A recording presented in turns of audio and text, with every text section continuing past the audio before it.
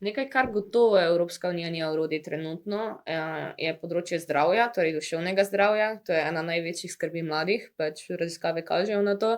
In ker nimamo skupne zdravstvene politike, zdaj jaz ne vem se vtikala v to, ali je to nekaj, kar bi potrebovali ali ne, ampak gotovo ni v pristojnosti Evropske unije, da rešuje te stvari, vsaj ne neposredno.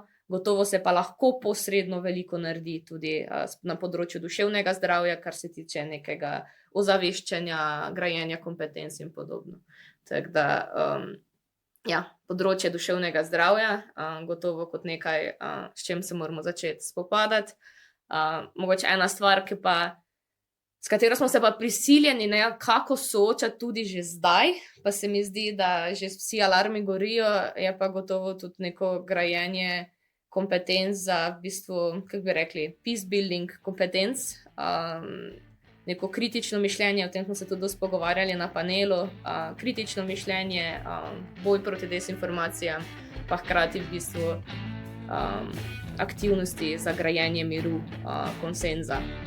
Se mi zdi, da to je neko področje, ki nas bi zdaj kot mlado generacijo lahko zelo opolnomočilo, da bomo kos času, izzivom, s katerimi smo obdani in tistimi, ki še prihajajo.